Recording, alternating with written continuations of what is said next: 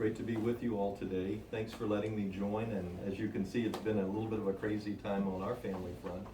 My work previous to World Relief, I've done this work for 10 years, was as an area overseer, so working with churches across Chicagoland. But a very different population. 2/3 of the churches that I work with were either non-English speaking or non-Anglo, so majority minority population in terms of most of the churches that I worked with through the years.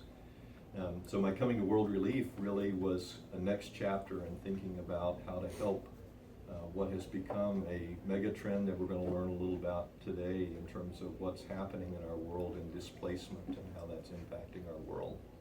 So I think one of the ways to maybe do that on the front end too, and beyond the big family tie, I'll give some of my context and background as we get into the presentation.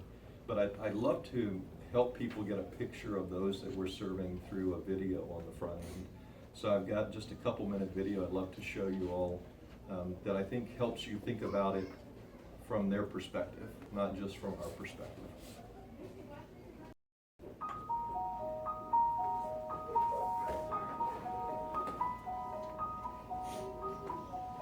As our footprints paint a picture of our journey to a new land, we remember why we left, escaping ruin and the horrors of war, while saying goodbye to our people and culture.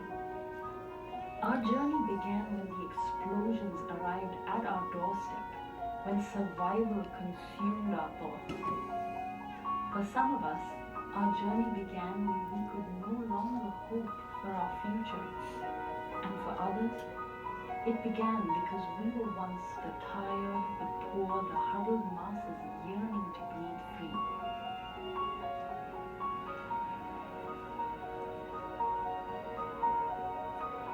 So we left home.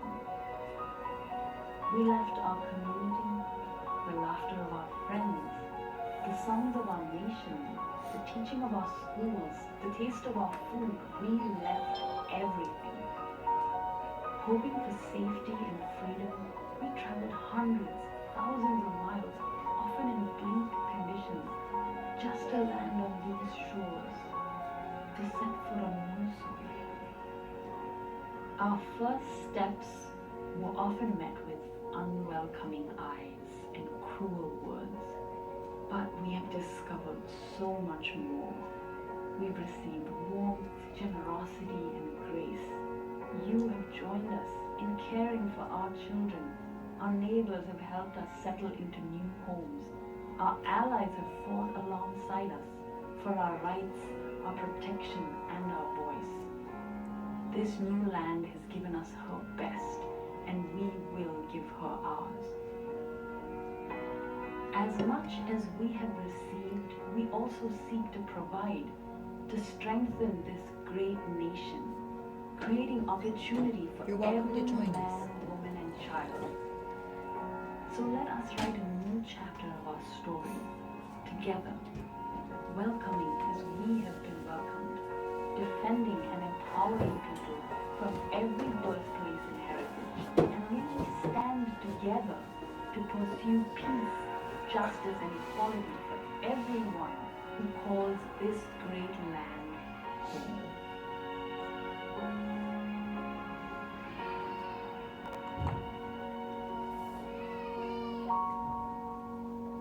To do, at least from seeing that video, is to have you maybe give some thoughts about what you heard there, like what stood out to you as you were hearing those stories told.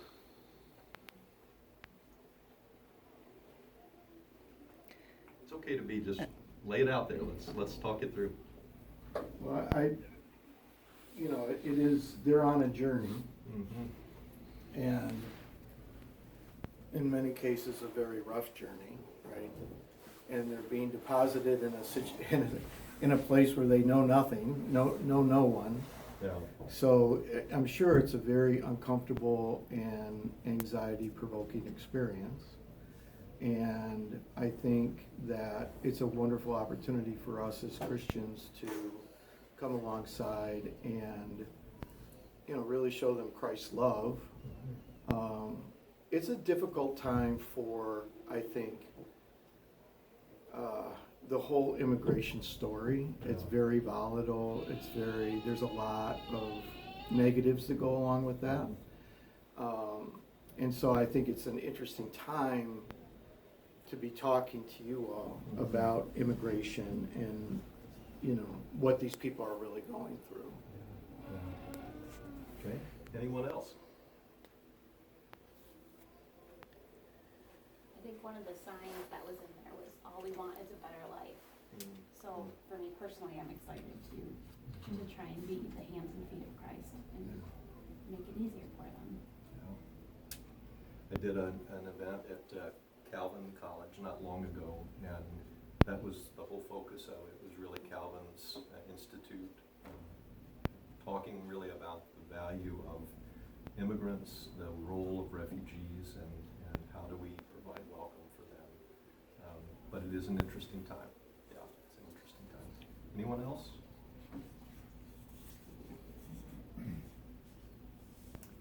Let me say, from working with churches, I've seen a little bit of everything through the years. But I think one of the things that has been kind of a common narrative through all of it is getting to the place where we start to see what the scriptures teach us about this and how core it is to our faith. And out of that, finding what expression that is for us. Like, what does that need to look like for us doing this kind of work of welcome with people, showing hospitality. And for that, I really, I found this interesting. This may give some window into my world actually, but I was working through a commentary on Job recently. And so looking at his journey, and this stood out to me from the scriptures that I had not ever seen before. You know how those things jump off the page at you. And it's where Job is in chapter 29 talking about his life before his suffering. Like what his life was like and how his experience of his faith was lived out. And here's what it says in starting in verse 4. He says, "When I was in my prime, God's friendship was felt in my home. The Almighty was still with me, and my children were around me," which his children all died. He said, "My cows produced milk in abundance, and my groves poured out streams of olive oil." So he did well for himself.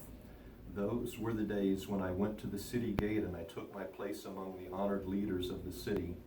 The young people stepped aside when they saw me, and even the aged rose in respect at my coming. The princes stood in silence and put their hands over their mouths, and the highest officials of the city stood quietly, holding their tongues in respect." Pretty honored individual. He said, "All who heard me praised me, and all who saw me spoke well of me. For I assisted the poor and the orphans who required my help. And I helped those who were without hope, and they blessed me because of it. And I caused the widows' hearts to sing for joy. Everything I did was honest. Righteousness covered me like a robe, and I wore justice like a turban on my head. I served as eyes for the blind and feet for the lame. I was a father to the poor, and I assisted strangers who needed my help." Part of him giving his litany of who he was and how God was at work in his life was how he cared for other people. And you get kind of that array of the quartet of the vulnerable that's so much in the Old Testament, of the poor, the widow, the orphan, and the stranger. And I find it interesting in thinking about Job describing himself as such a righteous individual, that those were part of the characteristics that people respected about him.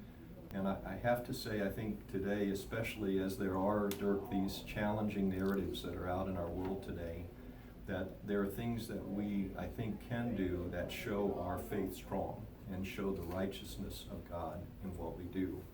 And I believe this is one of those things that the church can step into a space right now and continue to bring hope, to bring light, to bring help, to meet needs.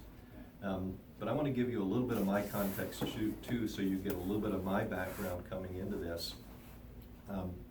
I really grew up in a family that was impacted by migration, though my skin color might not reveal that to you. My mom's family were Germans, primarily. My dad's family, English. My great-grandmother was an indigenous woman from the Choctaw Nation. And I was born near that reservation, about 30 miles away from it in Oklahoma. They had very challenging times. My grandmother was considered a half-breed child because she was indigenous and English. And during the Depression, my great-grandfather went off to find work, and my great-grandmother, Josefina, was caring for my grandmother and her two brothers. And the community was not very welcoming of half-breed children in southern Arkansas in those days. And she had met my great-grandfather on the Trail of Tears, heading from her homeland to the reservation where her family would be in Oklahoma. And so she did what she thought she could do, which was to rejoin during the Depression her family on the reservation and to put my grandmother and two children in an orphan's home, because no one would care for her and the children during those times. As a result, my father never really knew his grandmother. When we moved to Oklahoma and worked there, she would never meet him because she was so ashamed of what had happened in those days. And had nothing to do with Christianity because of that experience too. My mom's side of the family, I said, was German. Primarily part of the manifest destiny was building railroads, so my great-grandfather from Germany came over, passing through building trains in Arkansas. I met my great-grandmother Rosa. And so I think about each one of us has some connection point with immigration if we're just willing to look back a little bit and see the journey that we've been on. Being in southern Arkansas was a place that was quite different than where we are here today. So I'm only a generation removed from illiteracy. My grandfather never learned to read or write. He married my grandmother when she was 13, and they had their first child at 14. My dad being the first son in that family of 6 children, with an illiterate dad and a mom who had a 6th grade education. I was displaced 4 times growing up as a child, my dad trying to really pull himself up by his bootstraps. So we moved around the country with new jobs. My dad's work was helping start aircraft companies. He was an Air Force brat, or I was an Air Force brat, he was an Air Force guy, and got into the aircraft industry, and that's primarily how we moved around the country.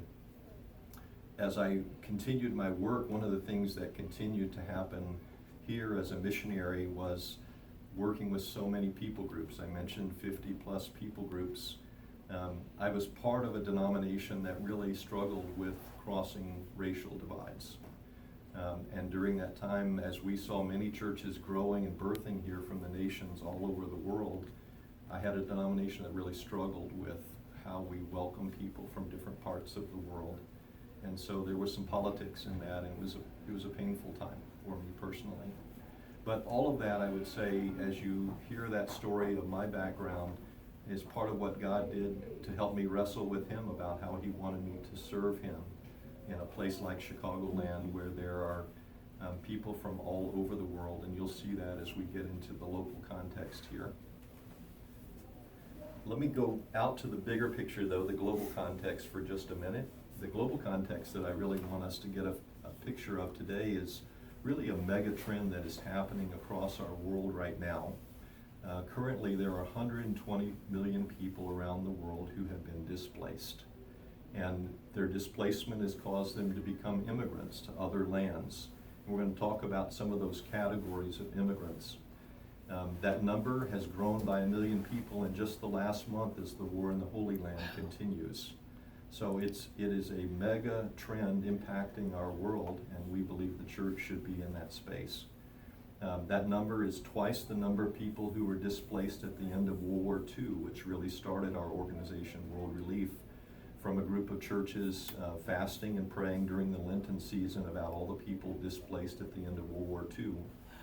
It was a temporary effort to try to deal with primarily Western Europeans who were displaced. And now 80 years later, we're still working with displacement, and the number is twice what it was at the end of World War II. The thing I would say too about this is that most of these people don't really have the opportunity to return.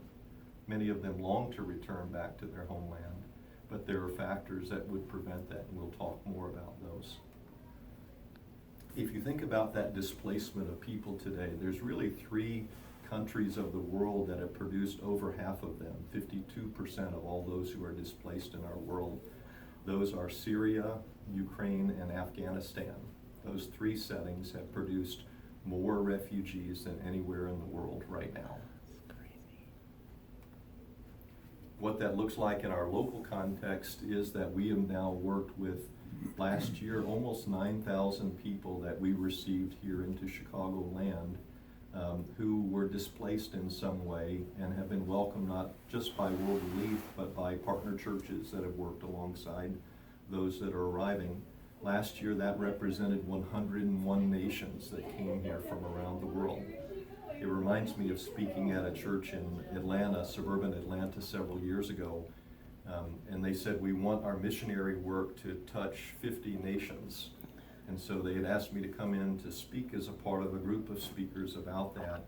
And I got there a bit early and noticed their community was in transition, and there was a school across the street. So I just went over and introduced myself to the principal and asked him a little bit about the change in their community. And he said, yeah, it's continuing to be a much more global community around us here. And I said, well, how diverse is it? And he said, we have 50 nations in our elementary school right now. And so when I spoke at the missions conference, I said, you know, I pray God will give you 50 nations. It might involve crossing your street to start out with and getting to know the kids that are right across your street that are from around the globe. And I think that's part of the experience that we're seeing in Chicagoland these days, is that we've always been a global city, but God's continuing to bring nations our way. And I think there are opportunities for us to show Christ's love and to be a witness for him in the middle of that. I mentioned the numbers have doubled since World War II. Here's some other doubles and triples that might surprise you. The number of people that we've served has doubled just since COVID started. Mm-hmm. So that number has gone from roughly 4,500 to 8,600 just in the past 5 years or so.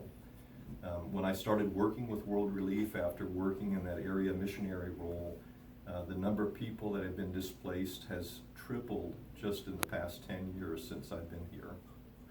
So it continues to be a big trend. Now, who are those most impacted by it?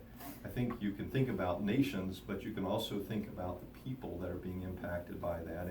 And children are actually the ones that are most overrepresented in the global refugee crisis right now.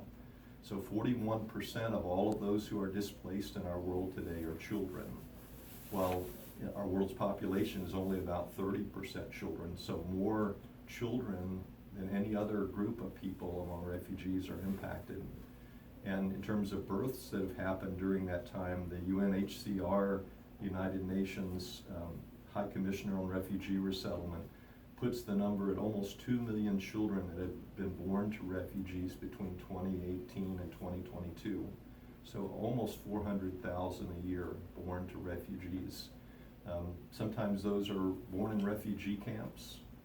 So the average stay for some people, it could be 17, 18 years in a refugee camp before they're ever completing all of the vetting that would allow them to come to our country as a part of their journey. So if you add up the number of children and the number of women, what that means is the ones that we're most serving, 73% are women and children that have been impacted by that. And that's certainly true, let's say, with Ukraine. Many of the spouses and grandparents are still fighting wars in Ukraine.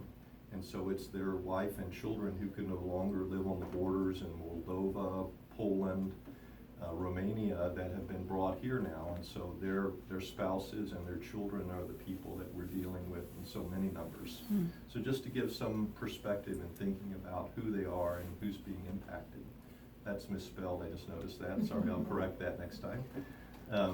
So what is their greatest challenge? Their greatest challenge is really isolation, loneliness, and struggling, because they're in a community that's foreign to them, and they're trying to sort out what it means to be here in this country. There's a vulnerability that they have, and it's really this vulnerability, not just financial, but really a sense of dependency with that sort of dislocation, sense of loneliness. And really left unaddressed, the populations of newer neighbors that we're serving will continue to be strangers unless somebody reaches out to build friendship with them. And we believe it doesn't have to be that way. So We think that the solution that we see as most sustainable within this is really grounded both in our faith as followers of Jesus Christ and also our commitments to go the extra mile from what's expected and required of us. We're really not content to just basically meet commitments of new arrivals, but to respond in love and compassion that honor our Lord and they honor our faith. And I'm going to talk a little bit about how I see our faith relating to that. I think as you think about us boldly going to the nations, the word pantata ethne, the peoples of the world in the scripture, I think it starts with a God who left his home to show his love to us. It impacts a chosen people, the Jewish people who were displaced and wanted to do better by those that followed them. Deuteronomy chapter 10, throughout the scripture, the idea of caring for people better than they were cared for as people who were displaced. And then a Lord who really took on flesh for us to love neighbors and to welcome strangers. And very clearly in Jesus' teaching do we find that. I have a picture on my wall in our office that is a Norman Rockwell painting from one of his pictures years ago, and it's do unto others as you would have them do unto you. And what's interesting when people see it is they'll say, oh, that's a great scriptural teaching. And I said, well, this is actually a picture of a mosaic in the United Nations. Because in the United Nations, every country of the world that participates can give something to the building where the United Nations is in New York City to represent their country. And that painting as a mosaic is what the United States chose to give to the United Nations. And I've been there. There's no place in the United Nations where there is scripture except the U.S.'s gift from the Bible, the words of Jesus, that we should do unto others as they would do unto us. And it's a mosaic about 85 feet tall, about 50 feet wide, and a gift by President Ronald Reagan to really represent what our country is about and who we are. Our church, if you think about it, the church of today in Acts was really birthed, and it was designed to communicate the gospel to strangers from day one. If you remember that 10-day prayer meeting after Jesus was ascended to heaven, on that 10th day, the Spirit fell, and everyone around them that was a stranger heard the gospel in their own language that day. And so from day one, the church was intended to cross culture and language and bring the good news of Christ to all peoples, even to the ends of the earth. A belief that all people are made in God's image and they have the opportunity to hear the gospel, and God can move through them and move them so that they would hear him. And a belief that ultimately in the end of time in Revelation we see that all nations, tribes, and tongues will worship around the throne of God. So that's part of how we see our faith impacting what we do. And I'm just doing a very high-level, quick scan here through what could be a sermon series that we've done in churches before. So some core commitments that come out of that. We really believe that there are three key commitments that we make within our work. The first is that we really want to show hospitality. We want to extend a warm welcome to people that arrive here. It reminds me of an older man that passed away just a few years ago out in Aurora, not from a Christian community in terms of his resettlement. And one young man stood up in the meeting as we were trying to help the community cope with this man's death.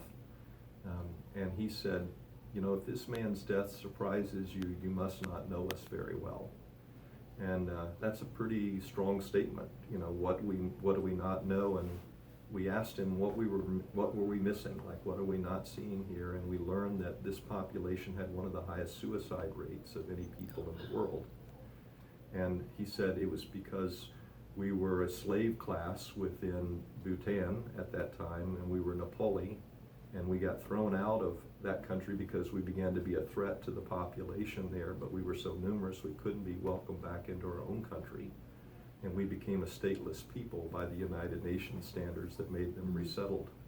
And he said, when you have no place to call home, you lose hope. And he said, but in coming to this country, everyone who's welcomed us and cared for us are Christians, and they seem like such hopeful people. He said, I wonder if they could help us find hope. And out of that, we've seen almost a dozen churches, first-generation Christians, among that population. They're a population less than 5% Christian. So we're seeing the first generation of Christianity happening among a group of people who met some people that didn't just give them things, but they showed them some hope, and they found hope by coming to this country. We also know that we can't just welcome people and not provide vital services. So I'll show some of those things that we do, but we're committed to what can we do to really help them not just survive here, but thrive. And then ultimately, we really want to bring people together to create lasting relationships and places of belonging. So that's part of the kind of this trifold commitment that we make in the work that we do.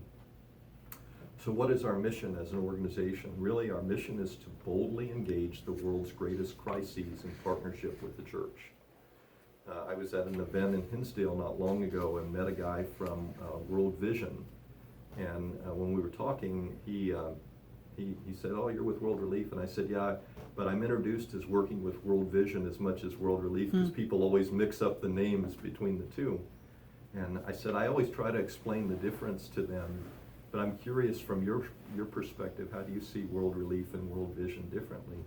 And he said, "Well, you know, at World Vision, we're committed to the challenges of our world, and we'll do that with anybody who'll come to the table. And we invite the church there, but if they don't show, we're going to address those problems. But with you and World Relief, you guys are doggedly committed to the local church. You don't do anything that you do unless it's alongside local churches doing it."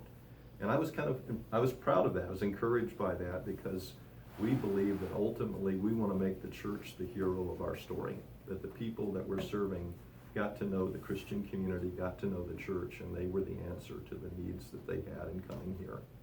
So we partner with local churches to really do all of those things that we've mentioned before. So what are those services? I mentioned there were vital services for us. We have a legal service team that includes people who are serving in that area. We have lawyers, we have Department of Justice approved people who provide the work to really work on what is their legal status and adjusting that in coming here. So if they're coming to this country, we're working with people that have a status to allow them to stay here, and we're working them through the legal process of immigration to be able to do that. We don't work with a population that doesn't have a status, that we can't help them on the next steps. So those are, we can explain maybe if they come to us, what they're missing with that, but our services are going to be those that help people move from coming to this country as an immigrant to becoming citizens here, which you saw in the video. We're also about economic empowerment, so for us that includes jobs for people. 99.5% of those that we welcome here have a job within the first 3 months or 90 days of the work, because most of the assistance they get doesn't last longer than that, so they have to have sustainable living to be here. So jobs are a big part of helping people arrive here get those first jobs, not typically the jobs that anybody else wants. They typically are night shift, they're light manufacturing, they're assembly line kinds of work. But if you've got a limited English, that's probably what you're going to have to start with. And then we move into more career development with them. We also help with the resettlement of their work, case management, about helping them see what their assets are, but helping address where their needs are. We have English learning happening in schools all over and in churches all over the Chicagoland area. We work with their children and youth as a part of the work. And then just recently, we've been stepping into the space of the arrivals that have been coming on buses here to the area. And that's a brand new part of the work that we've been trying to learn a little more about as we were invited to try to provide some support in that space. And then finally, mental health. Majority of the adults that we work with have come through a really hard time, and so trauma is a big part of their adjustment to this country. So we have a whole counseling department in Wheaton that provides that kind of base for them as they're adjusting to life here too. So it's a full approach, a holistic approach. So who do we serve? And I'm drilling down a little bit with each here, and we'll stop for some Q&A at the end here, but I just want to give us some context for our conversation. So we serve refugees, we serve asylum seekers, we serve humanitarian parolees, and we serve other immigrants. So what are the differences between them? Someone give me a guess about what's the difference between some of these categories of immigrants that we're serving? The asylum seekers probably came over the southern border probably illegally Mhm. and are seeking asylum. Yeah, the, one caveat to that. Okay. They probably did come over the border, which they would have had to present to an agent. If they did not have credible threat to their life, then they would be illegal. Right. But everyone that came here by bus has a court date for their case that they have to prove whether or not they have credible threat or they can't stay. That was So- gonna be one of my follow-up Yeah, questions was, yeah. it takes 2 years approximately Mhm. for the court date. Yeah. What happens if the church is supporting these people and then they're supposed to be deported? Yeah. What does the church do since Yeah. they've built up a relationship with them? Yeah, we definitely will talk through, because each of these, I'm gonna give us a little bit of how we're serving them. So I'll Okay. get into the detail of how we're helping with their needs, because that is a unique population, and we weren't in that space, and actually just in the past 2 years have been asked to step into that space because of our 80 years of experience in working with refugees. How about humanitarian parolees? Anyone venture a guess at what that means? It's one of those examples of a bad government title. Basically, humanitarian parolees didn't exist until Afghanistan fell, just the past few years. Okay. So we immediately had to get people evacuated out of that country. They came to military bases here in the US, and there was no, apart from vetting, there was really nothing that could be done for them except get them out and try to get them to safety. And so they represented a population that moved here very quickly. And we worked with almost 2,000 of them within 8 weeks after Afghanistan fell. The State Department called us and asked, do you have any history of working with Afghan families? And we had a 20-year history, primarily with special immigrant visa holders, people who had served our country and our troops in Afghanistan that became in harm's way and needed to get out at points. So they said, do you have any families here that would be willing to provide support for an Afghan family trying to get out immediately? And within 4 days, we added 1,500 names to those transport plane lists of people flying out, that people here were willing to receive them and care for them. Wow. Also, Ukrainians are humanitarian parolees because they were at the border, could no longer stay there. There's no permanent status yet for them, as with Afghanistan, for them to be permanently here. But because of their safety and getting them to a place, this whole category of humanitarian parolees didn't exist until about 2 years ago now. And finally, other immigrants is one we don't talk about as much. Primarily, that's involved working with victims of human trafficking who've come out of places in the world where they had to be brought out because of what was going on in their setting. And so we work with immigrant churches primarily with their populations that have been victims of human trafficking around the world. So those are some of the populations. We that skipped serve. over refugees. We just started with asylum seekers. Yeah. So But- yeah. Yeah, Refugees are people who have a well-founded threat okay. of their livelihood based on their religion, based on their ethnicity, based on their political or social connections in Okay. that country. But the difference between a refugee and an asylum seeker is a refugee has to prove that credible threat before they can enter the country. Mm. An asylum seeker has to prove it once they've come, and if they can't prove it, then they can't stay. So, Okay. yeah. Does that can that be as simple as like, hey, I came from Syria, you know what's going on in Syria, is that enough? No, Okay. no. What It's does that normally very- consist of? Yeah, for those outside the country, there's basically a corroborating of story. They have to be able to show where they lived, and so we could track where they come from. They have to have no criminal record whatsoever. Founded threat Okay. of their livelihood based on their religion, based on their ethnicity, based on their political or social connections in Okay. that country. But the difference between a refugee and an asylum seeker is a refugee has to prove that credible threat before they can enter the country. Mm. An asylum seeker has to prove it once they've come, and if they can't prove it, then they can't stay. So, Okay. yeah. Does that can that be as simple as like, hey, I came from Syria, you know what's going on in Syria, is that enough? No, Okay. no. What It's does a that normally very- consist of? Yeah, For those outside the country, there's basically a corroborating of story. They have to be able to show where they lived, and so we could track where they come from. They have to have no criminal record whatsoever. But that's the very same expectation of someone who's an asylum seeker as well. The challenge is that they maybe have left where they are because it wasn't safe. And we're going to talk a little bit about that with asylum seekers. But that very high bar of credible threat to life has to be proven. And if they can't stay. That's not, unless there's been some way that they've worked through, a visa and a next step to come here. The journey has to prove the credible threat to be able to stay. Let me go to talk a little bit about each of those, and I'll try to speed up a little bit. I know I'm probably getting into the weeds here a lot with this, but I just want you to get a feel of the background and work.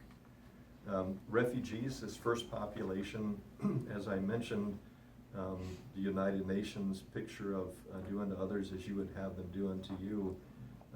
Our biggest number of refugees we've ever received was under Ronald Reagan. So he had the highest number of people that came here during the threats of what was happening around our world in those days at 235,000 people that he tried to bring here from parts of the world.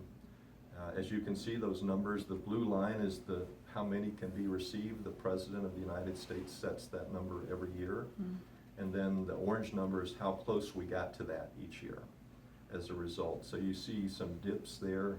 9/11 certainly caused a dip. So there was a dip during that time where people weren't being received for a while. And then it went down toward the end of 2016 through 2020. And now it's started to climb back to address what's happening on the global front.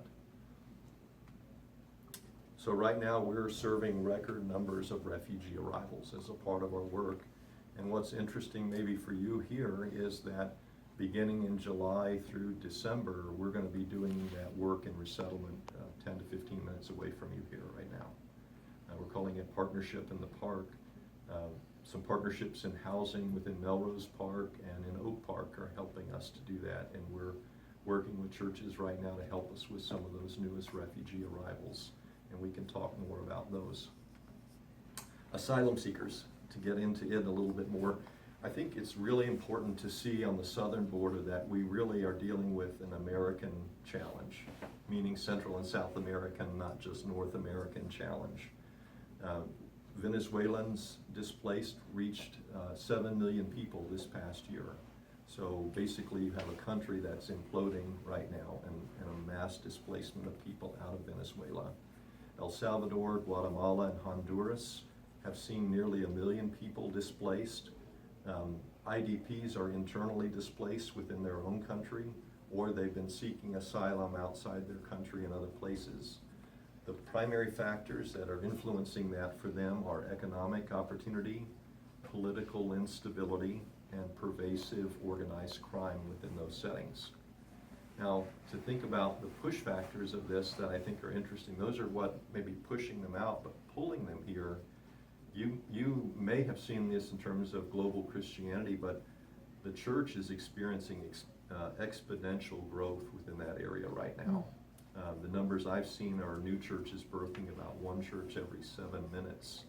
So when you've got a political system imploding, people worried for their life, trying to figure out how they're going to make it, the gospel has flourished in that setting, people coming to Christ. So you might more likely meet someone from the southern border who's had a recent experience of coming to the Lord as a part of their journey in this fearful place they've been in. And looking at brothers and sisters in Christ like us that might come alongside and help them as they left a place they didn't intend to leave at all because of their children or needs that they had for their families.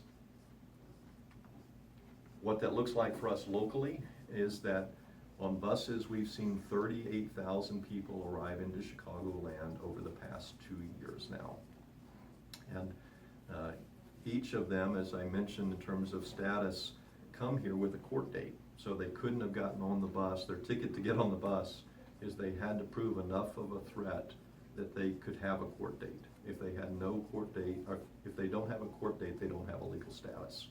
So no one that we're working with is without status. They're people who are in process to proving their case right now. Now, we've had to shift court locations because sometimes those court dates were places down right along the border. And so they've been moved to Chicago court systems, and that's part of what our legal team actually does with them. How we serve them, and this gets to your question, sir, is really 3 areas that we've been working in, really in partnership with community volunteers, working with attorneys in the area, working with legal interns, our staff, and church partners, is to partner around providing legal services for them, helping them on their path to citizenship, the support that they need, as I talked about, all those areas of service we provide, and providing friendship. And the 3 areas that are listed below here, one of those is home program. For us with home program, once someone has been in a shelter in the city and they have gotten their status for work authorization, their biggest challenge is going to be affordable housing on the front end. And so because we have, our local office has 45 years of experience working with housing in the area, we actually help them provide that housing and work with the church to provide support for them while they're working through their legal adjustment over 6 months. So it's a help toward housing costs, and then people from the church coming alongside that family as they're adjusting to here. Case management is the support that would be needed for them in that, in terms of services and help for them. And then the legal service is actually working through their legal status for their case to come here. So those are the big areas for us. So we're not serving everyone that's at the shelters. We're working with those who have a work status, allow them to get here, provide for their basic housing, and prove their case. If they don't prove the case, then they can't remain. But I've also found that very interesting to see how God works in that movement of people. Sometimes they're not remaining here means that there's something God's done to expose them to Christians here while they've been here.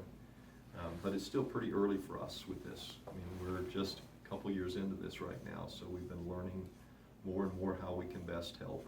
And we think it's around dealing with their biggest cost item, which is their housing, providing friendship, and making sure their legal status moves through the courts as it needs to see them come here and have permanent citizenship.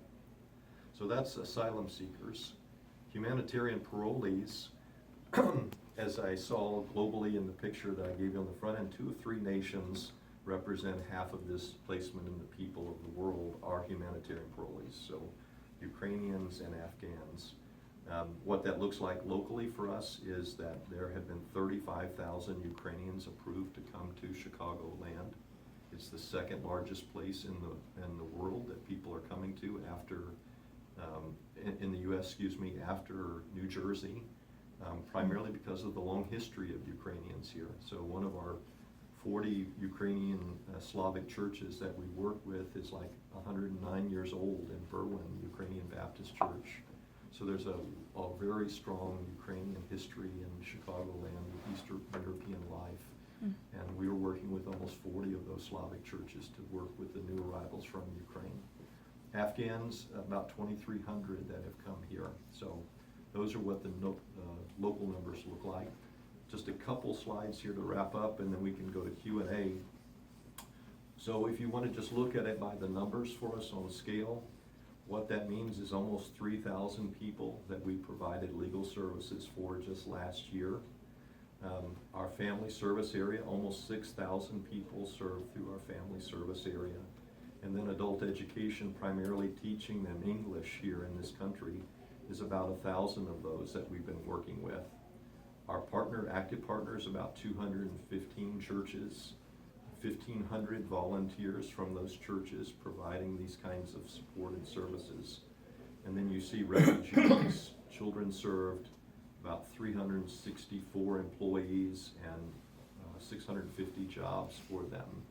So we serve people who already have jobs, and we serve people who have been here. So these are people that would be brand new refugees that don't have any of that we're kind of laying those foundations with them. I think the last thing I want to do is actually have you draw something on the back of a sheet. And I've got 2 pieces here I'd love to pass around. One is volunteer opportunities, and the second is our welcome kits. Thank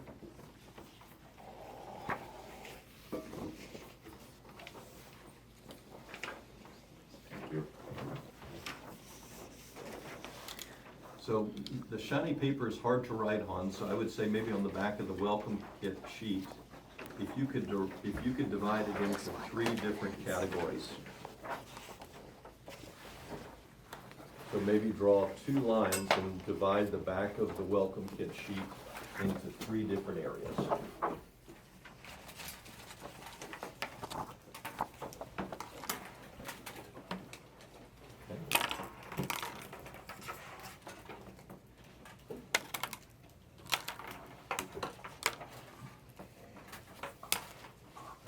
So just make it equally 3 different parts, if you will, of the back of that sheet. And at the top of each of those columns, I would love for you to put the words compassion, as you see up here on the screen, commission, and community.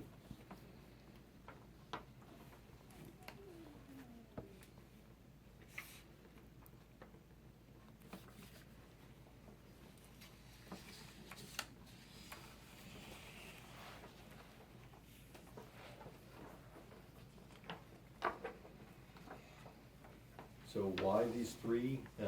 The verses that are below that really are what we see of how God's people seem to be motivated in this space. As we're connecting with churches, one of the primary ways that churches will connect with us is a compassionate response.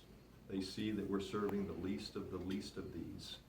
And biblically, Matthew 25 and Luke 10 about caring for the least of these is caring for him. See this as a compassionate response of their church. They want to respond in some way compassionately to the people that they're learning about. The second area, or column, if you will, of those 3 is commission. And it's very clear that we see from the Great Commission in Matthew 28 and in Acts 1:8-9 that we're to be his witnesses in Jerusalem, Judea, Samaria, and the ends of the earth. And to go and make disciples of all of those nations. And so some people who connect with us really are responding to, we're working with a group of people who we want them to see the needs met, we want them to know our faith as a part of what we do. I would say in working with Afghan families, Afghanistan was the most Muslim nation on earth. 99.5% of the people coming from Afghanistan were Islamic. They've been rejected by their country, and they've been rejected by their religion, and they're arriving here, and Christians are welcoming them.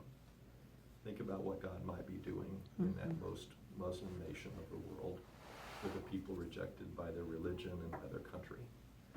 That's been an interesting journey, and we could talk a lot about stories of what we're already seeing at that. The third, a call to community. And the call to community is to think about, in Acts chapter 2, I mentioned that 10-day prayer meeting and the church being birthed and speaking in the languages of the strangers around them. And Revelation 7, 8, and 9, that ultimately around the throne of heaven, people from all tribes and nations will be represented there to worship the Lord. And so we're thinking about how does what we do help us to build a greater community, a community of people from all nations as a part of that. So in those columns, let me just mention an entry-level way and a deeper way that people can be involved in each of those 3. On the compassion level, at an entry level, we think that really starts a lot for churches in the area of projects that we've seen with them. So on the back of your sheet is the welcome kit, which is what comes to every family that arrives here. So an entry-level way that you might respond in compassion is to help us with some project needs that we have for people right now. Welcome kit's the whole shebang.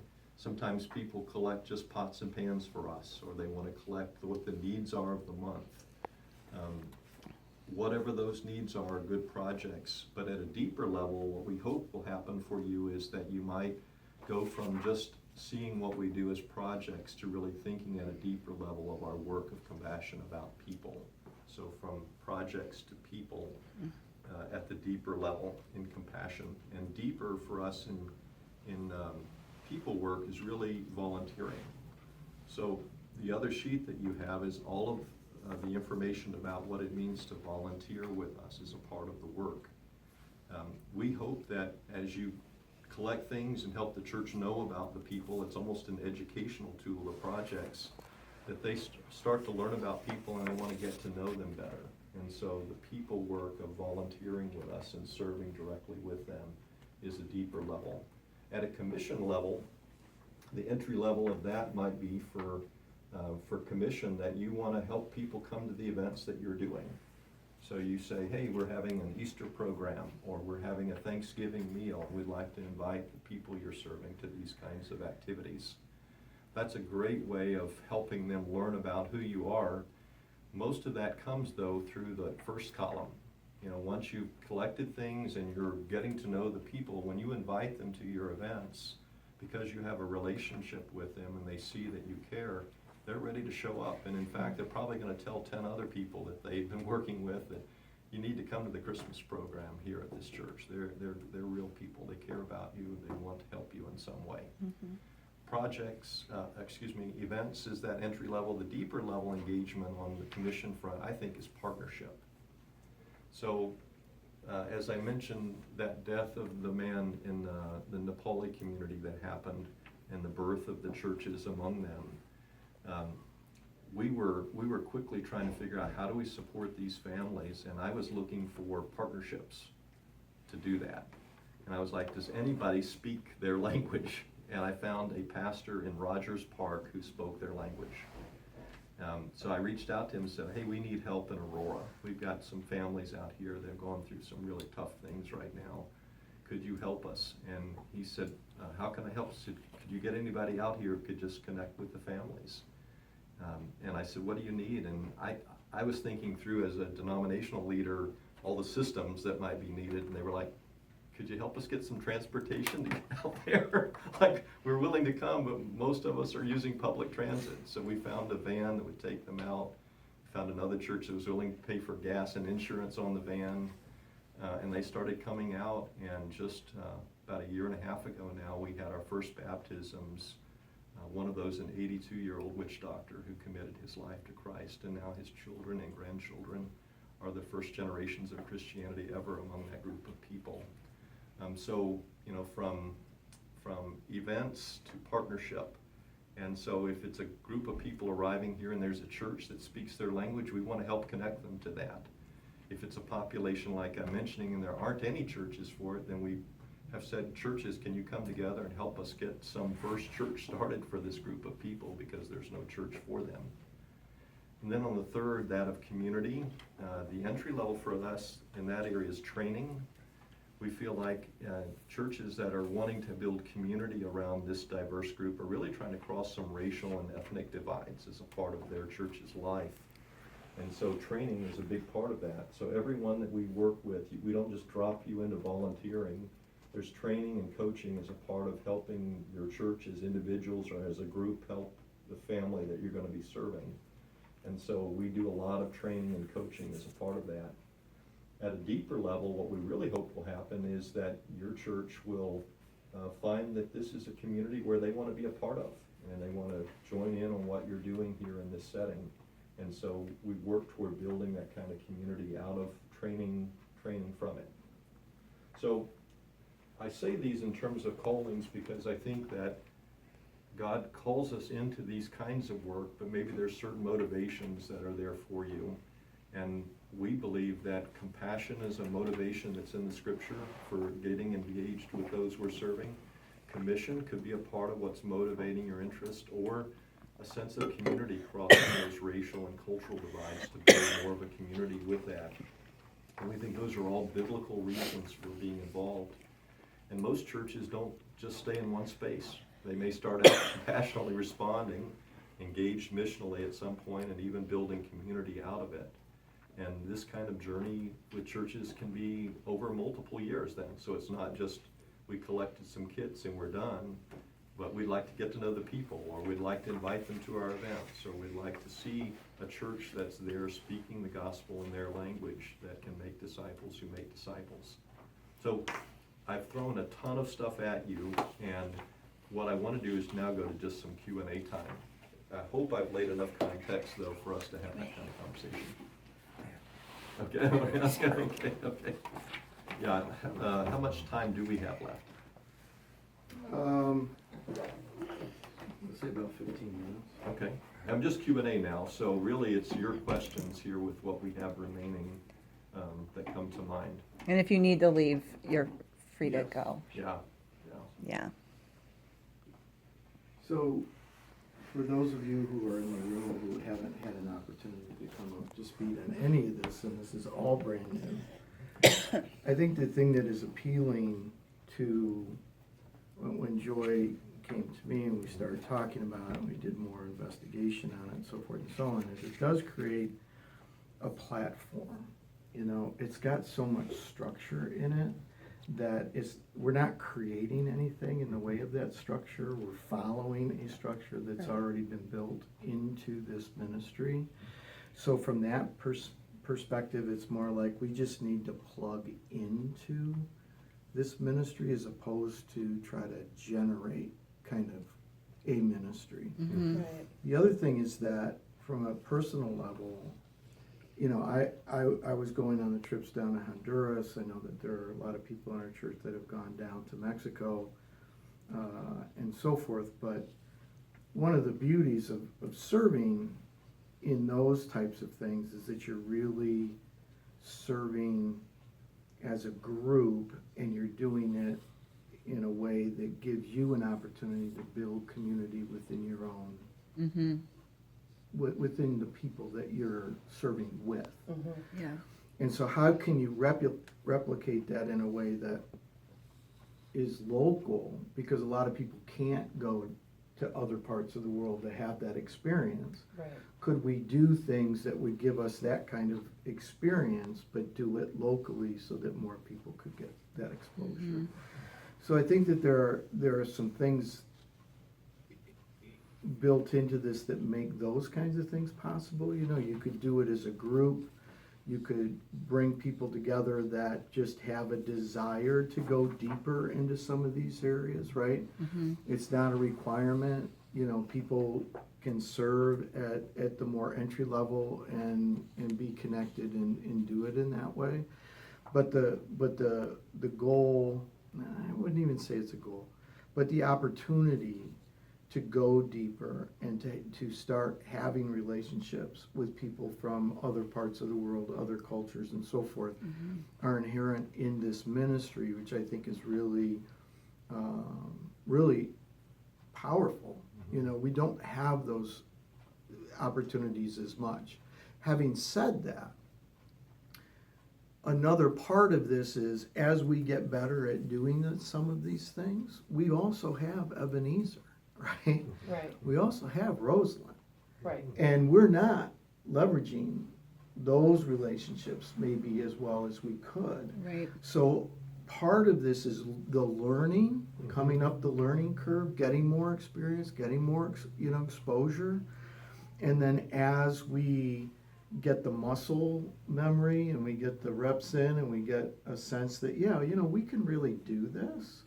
We've got other populations that we could be serving that are part of the CRC that I think we could grow this into more service opportunities even with our existing churches. So When we had talked about liking the fact that there was so much training provided by World Relief, and then, you know, if we did the Good Neighbor, you know, then we could, after we were done with Good Neighbor, we could say to Humboldt or Ebenezer, we could be like, hey, we know how to be a good neighbor. Do Yeah. you have a family that needs a good neighbor? right. Yeah. And if you think about it, I'm way overstructured here, but I just try to help lay it out so it's clear in this. With volunteering, I would say really there's like 4 quadrants. You can be a volunteer and do something one time with us, and you just do it when you're available and interested. Right. There's things that you can do as an individual in ongoing ways, and we've got volunteer opportunities in that. And then under group opportunities, we have group opportunities where if you just want to try something once as a group, we can give you those experiences of one time. And then there's ongoing. So Right. Good Neighbor teams are ongoing group opportunities where for 6 months you're really connecting with this family.